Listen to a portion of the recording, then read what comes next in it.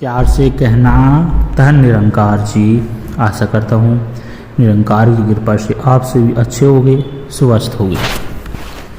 आज आपके लिए बहुत ही सुंदर प्रेरणादायक कहानी, जिसका विषय है कथा सुनने से क्या होता है।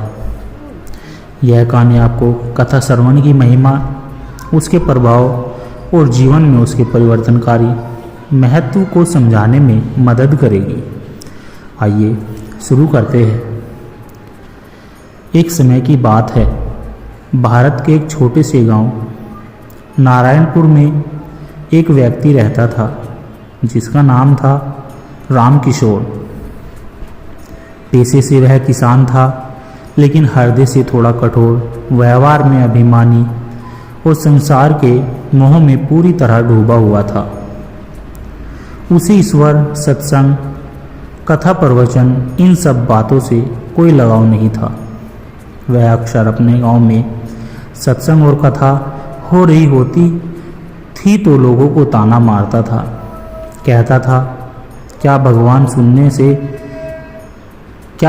सुनने से खेत में अन्न उग जाएगा? ये सब बातें आलसी लोगों के लिए है। मैं कर्म करता हूँ, कथा नहीं सुनता। लेकिन उसकी पत्नी सीता बहुत दयालु थी। वो रोज शाम को सत्संग सुनने जाती थी, संतों की सेवा करती थी और हर रविवार गांव में होने वाली कथा में जाती थी। रामकिशोर को हमेशा लगता था कि वो अपने बलबूते पर सब कुछ कर रहा है। एक दिन उसका खेत सूख गया, कुआं भी पानी छोड़ गया, पूरे परिवार में आर्थिक संकट आ गया। बेटी की शादी का समय भी नज़दीक आ रहा था। वह बहुत परेशान हो गया। एक दिन उसने पत्नी से कहा, तुम्हारा सत्संग का क्या काम आया? देखो हालात कैसे है। पत्नी ने शांत होकर कहा, आप हर बार सिर्फ गांव में चल रही कथा में बैठ जाइए, फिर देखिए क्या होता है। पत्नी ने शांत होकर कहा, आप एक बार सिर्फ गांव में चल रही कथा में बैठ जाइए, फिर देखिए क्या होता है। विवश होकर रामकिशोर पत्नी की बात मान गया, लेकिन मन में संदेह लेकर। कथा चल रही थी। एक संत बोल रहे थे, जब भी संकट आता है समझो ईश्वर ने बुलावा भेजा है। अब मेरी ओर आओ। जिस प्रकार सूरज की किरण अंधकार को दूर करती है, उसी प्रकार कथा का प्रकाश अज्ञान को मिटाता है। रामकिशोर को बहुत बातें भीतर तक छूने लगी। संत ने एक उदाहरण दिया, एक बीज जब मिट्टी में दबता है तब अंकुर बनता है। वैसे ही मनुष्य जब जीवन के संकटों में दबता है, तब उसे कथा का अंकुर जीवन में परिवर्तन लाता है। उसने पहली बार भीतर से शांति महसूस की। कथा में रामकिशोर रोज बैठने लगा। उसके मन में जिज्ञासा बढ़ती गई। धीरे धीरे उसका स्वभाव बदलने लगा। अब वह क्रोध नहीं करता, पत्नी की बातों को ध्यान से सुनता और पड़ोसियों से प्रेम पूर्वक व्यवहार करने लगा। एक दिन संत ने कहा, जो कथा सुनाता है वो केवल शब्द नहीं सुनाता, वो आत्मा को जगाता है। कथा वो आईना है जिसमें हम खुद को देख सकते हैं। उस दिन रामकिशोर की आंखों से आंसू बहने लगे। वो समझ गया, अब तक उसने जो भी अहंकार पाला था वो व्यर्थ था। कथा की शक्ति से उसमें परोपकार का भाव आया। उसने गांव में कुएं की खुदाई करवाई, जिससे सभी किसानों को लगभग लाभ हुआ। बेटी की शादी भी कथा में एक सज्जन की सहायता से सुंदरता से संपन्न हो गई।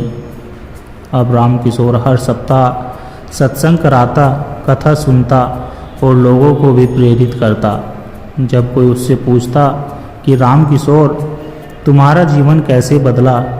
तो रामकिशोर मुस्कुराकर कहता, मैंने सिर्फ कथा सुनना शुरू किया, बाकी सब तो प्रभु ने कर दिया।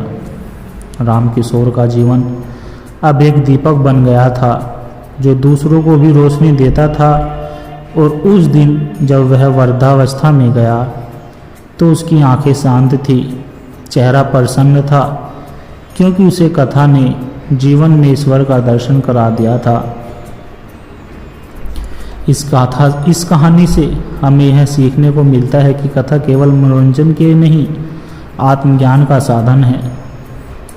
जब हम कथा सुनते हैं तो हमारे भीतर की चेतना जागृत होती है।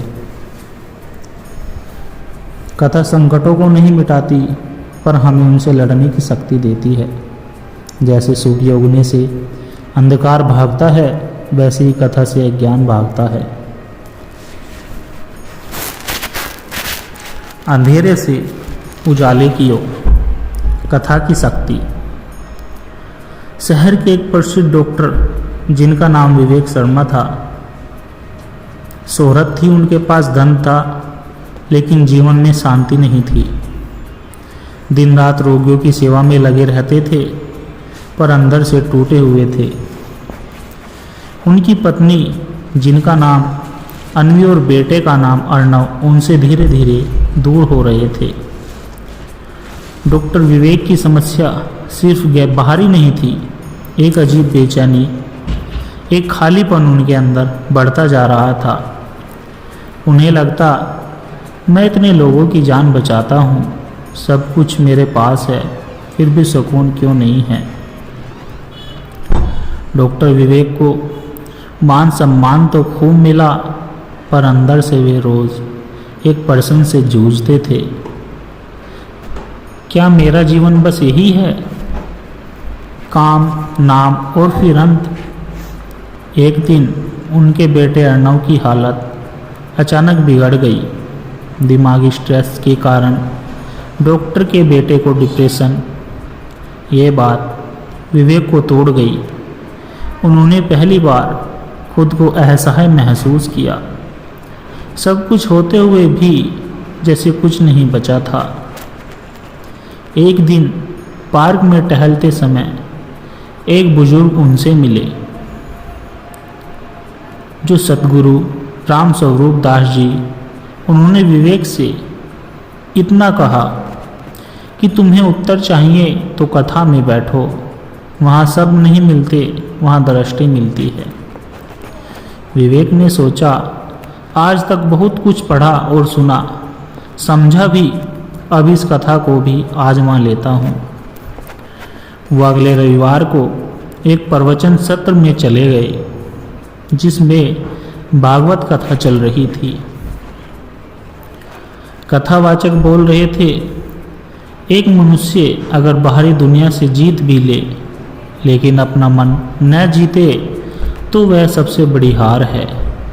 कथा मन को जितना सिखाती है, हर दिन एक नई दृष्टि मिलती है। भविष्य की चिंता से मुक्त होना है तो वर्तमान में जीना सीखो। त्याग ही असली संपत्ति है। अहम, क्रोध, द्वेष ये आत्मा के रोग है। डॉक्टर विवेक रोज कथा में बैठते और जब घर लौटते तो अर्णव के साथ बैठकर बातें करते, हंसते, जो बरसों से नहीं हुआ था। अब विवेक ने अपने हॉस्पिटल के मरीजों के साथ मानसिक सेवा भी शुरू की। हर रविवार मरीजों और परिजनों को लेकर एक छोटा सा सत्संग कराते। उन्होंने देखा, जो लोग वर्षों से दवा से नहीं बदले, वो अब केवल आधे घंटे की कथा सुनने में सुकून पाने लगे। उन्होंने अपने बेटे के साथ मिलकर इनर क्योर फाउंडेशन की शुरुआत की, जहां मानसिक और आध्यात्मिक सेवा पर ध्यान दिया जाता है। एक दिन कथा में एक वाक्य आया, जब आत्मा जागती है तब ही जीवन बदलता है। कथा वो ध्वनि है जो आत्मा को जगाती है। डॉक्टर विवेक की आंखें भर आई। उन्हें लगा जैसे कोई दरवाज़ा खुल गया हो। अब उनका चेहरा शांत था, मन स्थिर था, परिवार खुश था। उन्होंने बाहरी सफलता को नहीं छोड़ा, बल्कि उसे आत्मिक संतुलन से जोड़ दिया। डॉक्टर विवेक अब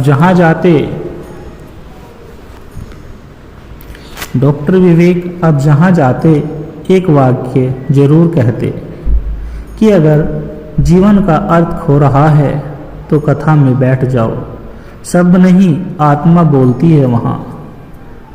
उनकी कहानी एक मेडिकल जर्नल में छपी जिसका शीर्षक था healing throat story, the doctor वो फाउंड हिज केयरिंग कथा। सत्संगत जी, इस कथा से हमें यह सीख मिलती है, कथा सुनने से जीवन की दृष्टि बदलती है। यह केवल धार्मिक प्रक्रिया नहीं, आत्मा का उपचार है। जहाँ दवा रुक जाती है वहाँ कथा शुरू हो जाती है। कथा हमें भीतर बाहर से और फिर भीतर से बाहर बदल देती है।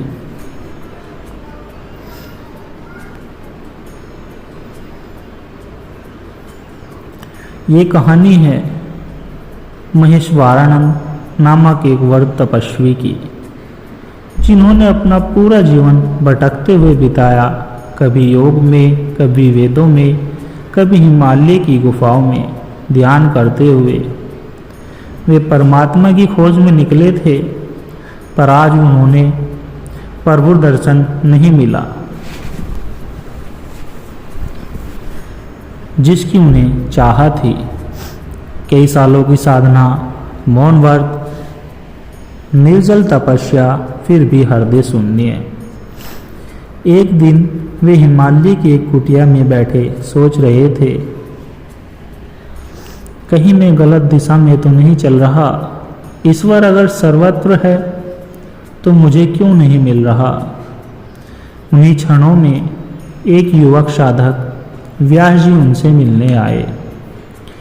व्यास जी ने पूछा, गुरुदेव आप इतना कुछ किया, लेकिन क्या आप कभी किसी कथा में बैठकर कथा सुनी है? महेश्वरानंद चौंक गए। मैं तो स्वयं साधक हूँ, मुझे कथा क्यों सुननी? व्यास जी मुस्कुराए और बोले, क्योंकि कथा केवल सुनने की नहीं, अनुभव की यात्रा है। जैसे माँ की लोरी बच्चे को सुला देती है, वैसे ही कथा आत्मा को जगा देती है। एक बार आज्ञा दे, मैं 7 दिन की भागवत कथा करूँगा, आप सिर्फ श्रोता बनकर सुनिए। कथा आरंभ हुई। पहले दिन व्यास जी बोले, ईश्वर को देखने की नहीं, अनुभव करने की आवश्यकता है। और अनुभव तब होता है जब मन शांत होता है।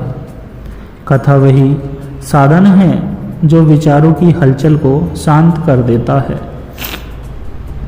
महेश्वरानंद की आंखें बंद हो गई। उन्हें पहली बार ऐसा लगा जैसे किसी ने उनके भीतर बोलना शुरू किया हो। कथा में कहा गया, परीक्षित ने मृत्यु के 7 दिन पहले कथा सुनी थी और उन्हीं 7 दिन में उसने मोक्ष प्राप्त कर लिया। प्रश्न यह नहीं कि कितना सुना, प्रश्न यह है कितना समर्पित होकर सुना। तीसरे दिन कथा में भागवत का एक प्रसंग आया जिसमें लिखा था कि नारद जी का आत्मबोध, जिसमें नारद जी ने स्वयं अनुभव किया कि कथा सुनाना केवल शब्दों का आदान प्रदान नहीं, आत्मा के भीतर भी उतारना होता है। महेश्वरानंद के भीतर कुछ टूटने लगा। उन्हें अपने कठोर तप का अहंकार दिखने लगा। उन्होंने मन ही मन कहा, हे ईश्वर, अब मैं नहीं बोलूँगा, अब केवल सुनूंगा, क्योंकि अब समझ आया तेरी वाणी तो इस कथा के स्वर में ही गूंज रही है। छठे दिन व्यास जी बोले, कथा वह दर्पण है जिसमें आत्मा अपना प्रतिबिंब देख सकती है। कथा वह दीपक है जो मन के अंधकार को जला देता है। महेश्वरानंद को कथा के प्रत्येक शब्द में अपना जीवन दिखाई देने लगा। तपस्या की जगह प्रेम चाहिए था, मौन की जगह समर्पण चाहिए था, शक्ति की जगह करुणा चाहिए थी। उनकी आंखों से लगातार आंसू बह रहे थे। 7वें दिन कथा का समापन हुआ। व्यास जी ने कहा, परमात्मा को देखने की आवश्यकता नहीं।